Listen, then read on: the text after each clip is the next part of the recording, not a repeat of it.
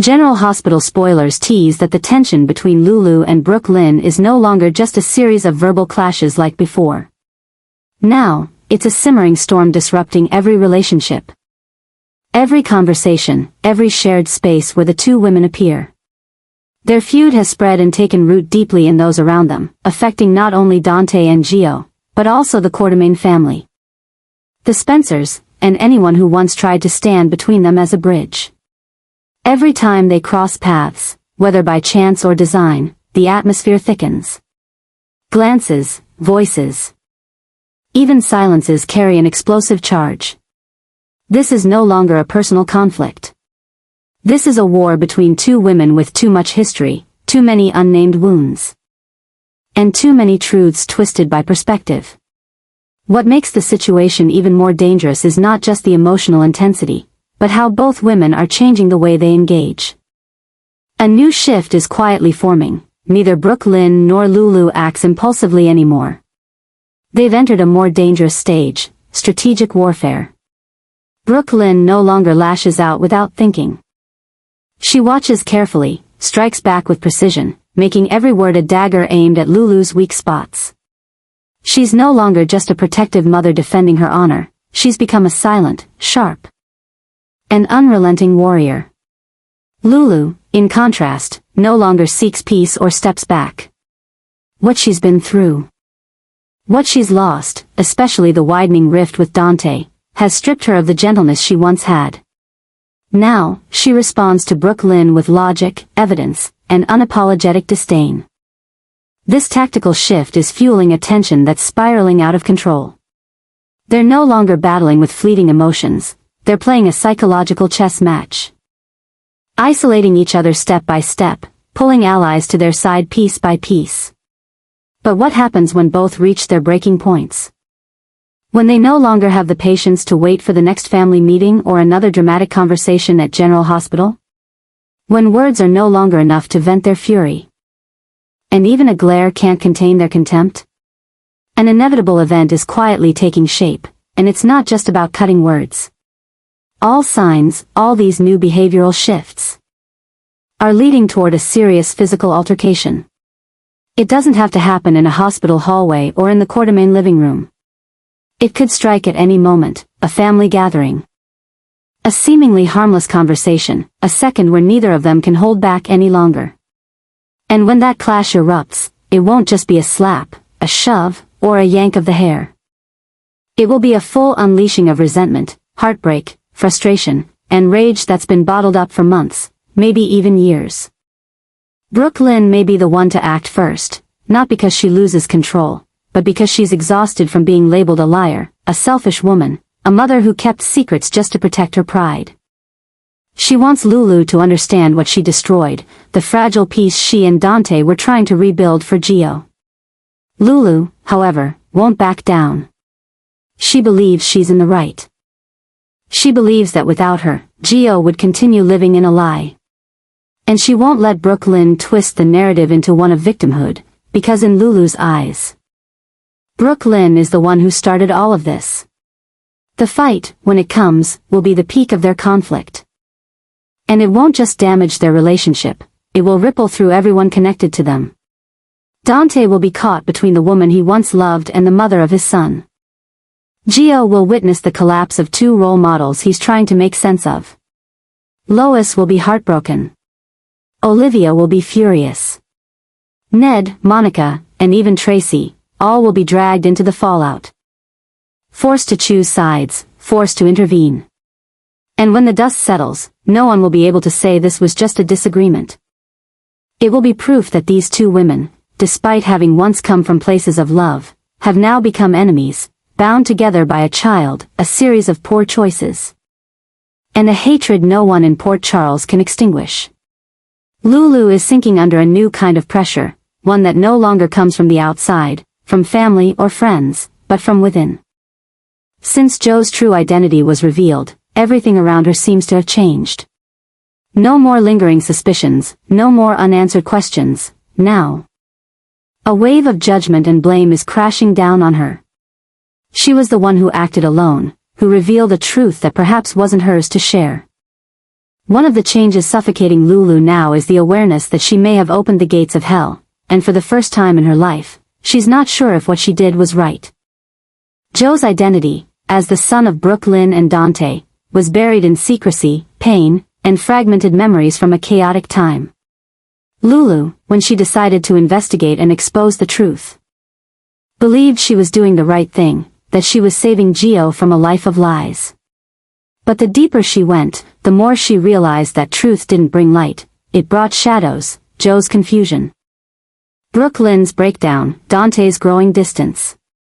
And Lulu, already haunted by past failures, now carries a fresh guilt, the guilt of breaking everything. One of her newest obsessions is the image of Brook Lynn, her devastated face, her eyes full of fury, her final words during their fateful confrontation. Brook Lynn once begged Lulu to stop, to let her be the one to talk to Gio, to give her a chance to be a real mother. But Lulu, driven by fear of losing Dante, by pride unwilling to see Brook Lynn redeemed, ignored it all. And then, in what seemed like a routine encounter, in a locked room with no witnesses, the explosion happened. Lulu's calculations dissolved. She no longer followed a plan.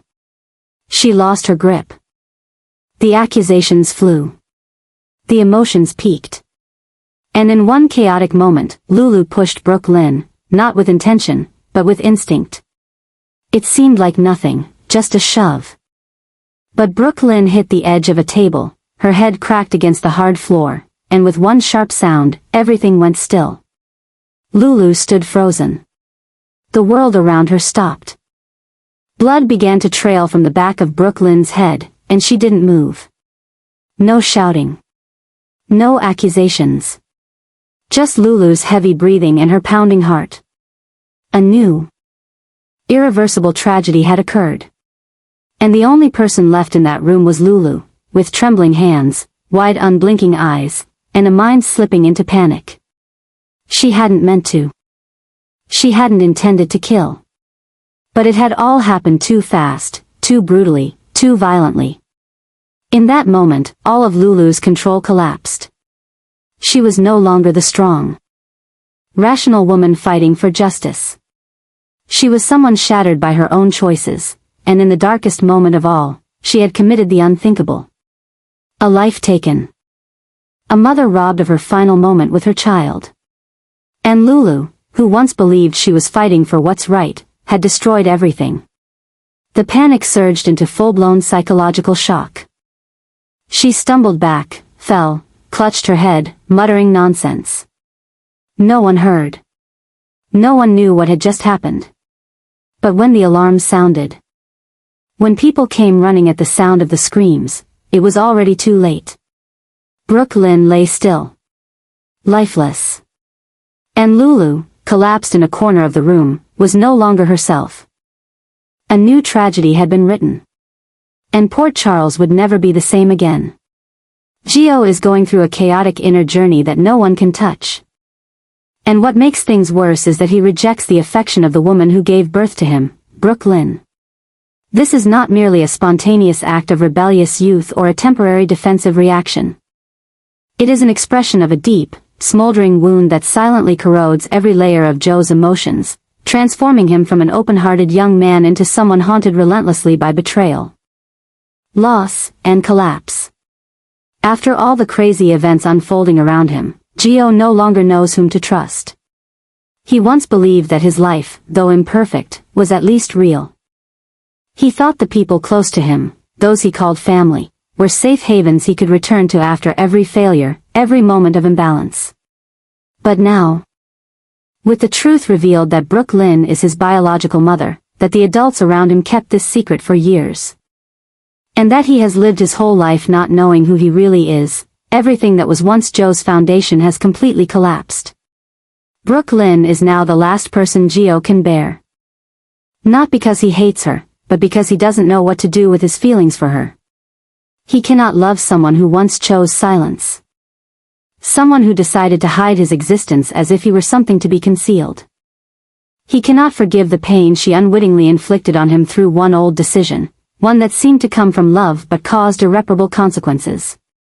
And so, he rejects her. Rejects any contact. Rejects every apology. Rejects even the sincere remorse that Brook Lynn carries like a burden. One of the new obsessions silently forming in Joe's mind is an unnamed sense of loss, not only from the distorted truth but also from a deeper pain. He lost the most beloved person at the worst possible time. The sudden death of that person, perhaps a grandmother who once loved him unconditionally. Or a relative who embraced him in difficult years, stole the last anchor holding him to reality. And in that moment, when grief covered the sky, Brook Lynn appeared. She came with the truth, apologies, sorrow, and hope. But to Gio, it was all too late. The person he needed to forgive first was gone, and the one who wanted forgiveness most could not be given a chance. Gio cannot face Brook Lynn because every time he sees her, the pain returns like a sharp knife cutting deep into his heart. He feels suffocated near her, not because she is cruel, but because she once loved him in the most mistaken way. And that mistake, whether born from hurt, fear, or circumstance, is still the error that derailed his life's course. He cannot forgive. Cannot hold her and say, everything will be okay. Because inside him, things have never been okay, and maybe never will be. No matter how hard Brook Lynn tries. She cannot break down the cold wall Gio has built. She waits for him at every path, quietly stands outside music rehearsals, leaves small food boxes or handwritten letters with trembling lines. But Gio doesn't read them. He doesn't want to open the past, doesn't want to dig deeper into wounds that haven't healed. His silence is the clearest rejection, a refusal that doesn't need to be shouted but is enough for Brook Lynn to feel the distance between them is now permanent. The more Brook Lynn tries to reach Gio, the more she collapses. She cries silently, hides in empty rooms at General Hospital, turns to Lois but can't find words. Only quietly wipes tears with the palm of her hand. The torment, remorse, and helplessness make her feel lost. She once thought that with enough patience, maternal love could heal everything. But now, she begins to understand that some wounds never heal, especially when the one suffering is her own child. On long nights, Gio starts having strange dreams, where he runs endlessly but can never catch someone calling his name.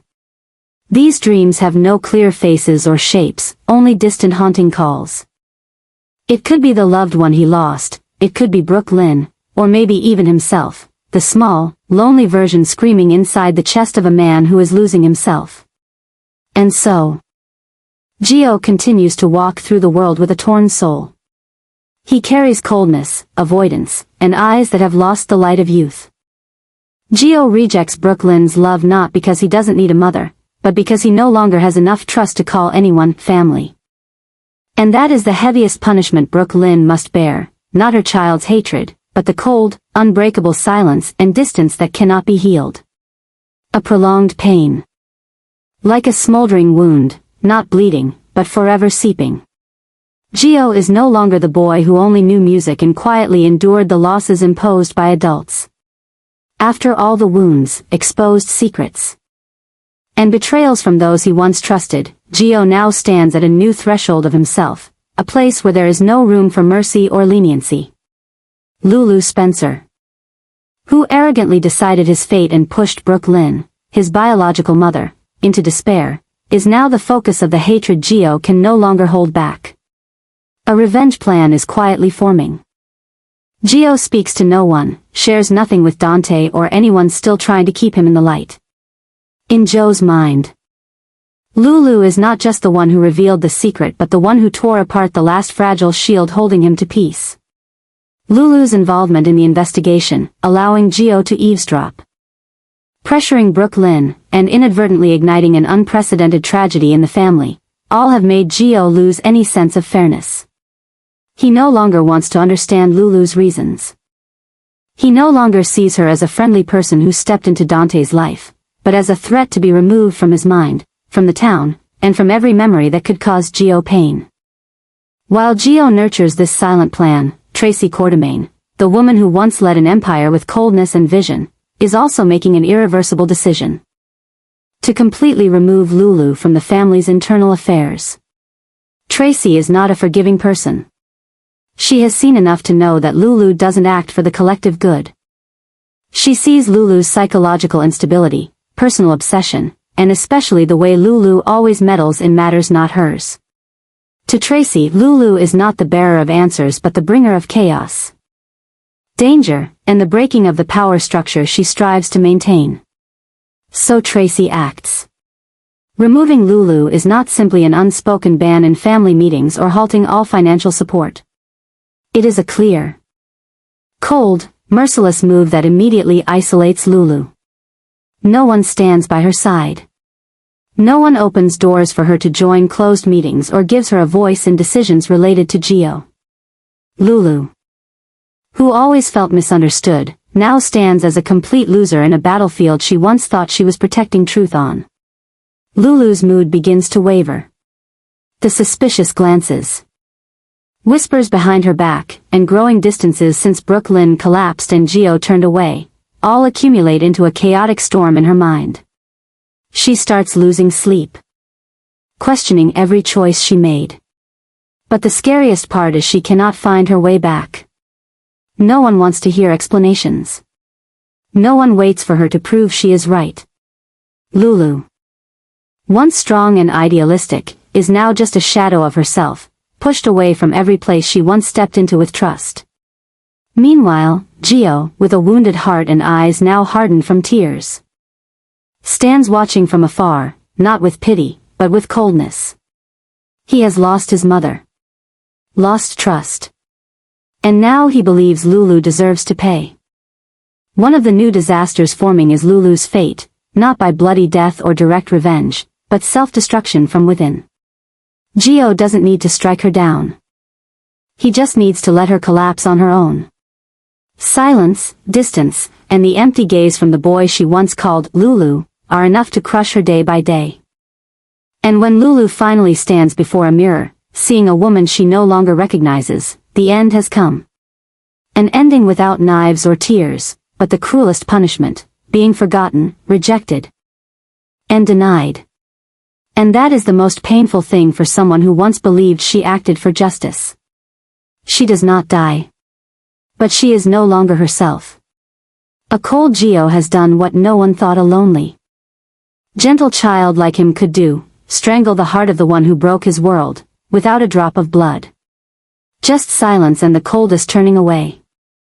Lulu was finally arrested, not in a dramatic escape or grand confrontation, but in exhaustion, collapse, and despair, too weak to resist.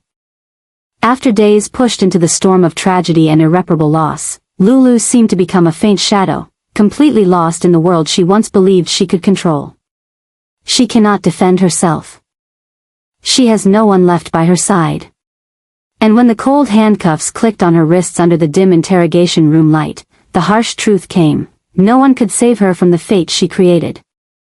Not even her mother, Laura Collins. Laura, with all the love and strength of a mother, fought desperately to keep Lulu from falling into the abyss. She once hoped maternal love, understanding, and compassion could help her daughter escape the obsession that was eating her mind daily. She begged everyone, from Dante to Tracy, from Brook Lynn to Jason, to give Lulu another chance. To understand the emotional choices Lulu made. But no one listened. No one believed. Worse, Lulu no longer wanted to save herself. One of the new disasters unfolding is not only Lulu's failure but also the collapse of a system of belief that Laura once nurtured. All hope she placed in repairing mistakes and healing wounds now shattered into sharp fragments. Lulu's arrest is not simply a legal procedure, it is a verdict from the whole town, declaring that Lulu has lost everything: reputation, family, friends, and herself. Lulu went too far. Her reckless acts, from secretly investigating, revealing Joe's true identity, fiercely confronting Brook Lynn, to the uncontrollable moments leading to the tragic death of Joe's biological mother, turned her from a bearer of justice's flag into the central figure of an unresolvable tragedy. When arrested, Lulu did not cry or resist. She only bowed her head, eyes empty, no light reflecting in them. As if she had long been dead, only her body remains in this world to bear all punishment. Laura, Watching her daughter being taken away, felt her heart crushed. She wanted to scream. To hold her and say everything would be okay. But she couldn't. Because she knew, this time, it had gone too far. Nothing left to justify. Nothing left to save. All efforts broken, and she must accept that her daughter, the baby once held in her arms with angelic eyes, is now swallowed by darkness. Port Charles stands at a deep divide. On one side, the sorrow for Laura, a mother who lost her child in the cruelest sense. On the other, fierce anger from those who love Brook Lynn, love Gio, and cannot forgive Lulu. Police, lawyers, media, all caught in this spiral, as Lulu's collapse ceases to be a personal tragedy, but a symbol of a truth. Even the most loved can fall if left alone in pain too long. A greater disaster quietly approaches, not because of Lulu's actions but due to the aftermath it created. Dante now must explain to his son about his mother. Gio will forever carry a bloody memory of that fateful day. Tracy will increase her power in the Quartermain family. Jason will look at Laura with pity instead of respect. And Carly, with her instinct to protect family, will ensure Lulu never gets a chance to come back, even a little. And Laura, alone in the empty house, will keep praying. Not to change the verdict, not to reverse fate, but to wish for one thing only, that no matter what happens, her daughter's soul will not remain trapped in darkness forever. But by then, Lulu has already left, not a place, but the very world she once wanted to belong to. And that is the most painful punishment. Dante and Chase, two men with a passion for truth and justice, are finally forced together as Port Charles falls apart in an unexpected way. They are no longer mere police officers on duty. They are now men who walk the thin line between law and love, between duty and personal pain. Both have lost. Both are burdened with deep conflicts and a mass of twisted truths that pile up with each passing day. Lulu's arrest is not just a bleeding wound in Dante's heart, but also a wake-up call to the entire system that Chase has always believed in. And as they decide to face what remains of the disaster together, one of their most profound adjustments begins to take shape, a change that goes beyond principle, to get to the root of the unease that grips the town. The story is no longer about Lulu's guilt, but about the long-standing cracks in the intertwined relationships between families, between honor and secrecy, between love and betrayal. Dante, caught between Joe's father and Lulu's lover, is torn apart by choices that can't be right for either. Chase, with his shrewdness and reason, knows they can't continue to act like this is just another case. Because now, every action, every interrogation, every question mark about Brook Lynn's death or Joe's transformation is deeply connected to the people they once called family. One of the most serious problems they face is Joe's growing obsession. He's not just a witness, not just a wounded child, he's a person with unpredictable thoughts and actions.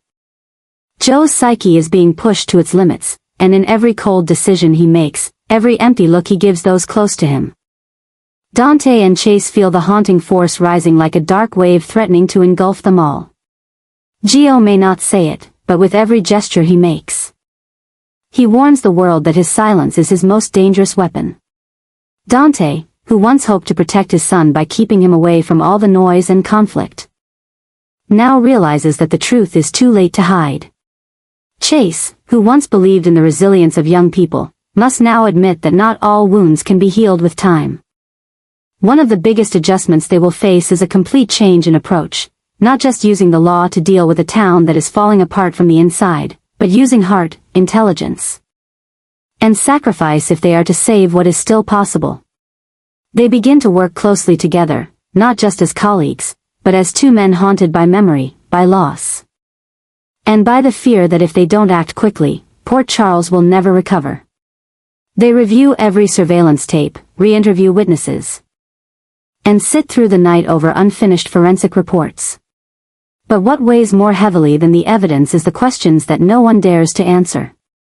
How did Brook Lynn really die? What is Gio hiding? And is Lulu, in her moment of loss, still herself? Meanwhile, the town remains mired in doubt, regret, and grief. One of the new obsessions that haunts Dante and Chase is the possibility that they, the ones who should have stopped it all, have seen all the signs and done nothing. Chase begins to wonder if he has put too much faith in the human ability to heal. Dante blamed himself for letting his emotions cloud his judgment. Each step they took felt like they were walking through the debris of a collapsed building, any one of which could pierce their hearts all over again. But no matter how heavy their burdens were, they knew they could not back down. They could not let another child be consumed by hatred. They could not let another mother die without being vindicated. Or another woman imprisoned without a chance to finally tell the truth. And so, Dante and Chase continued on together, on a journey that promised nothing but pain. But at least, amid the ruins of it all, they still held on to one thing, their oath to protect Port Charles, until their last breath.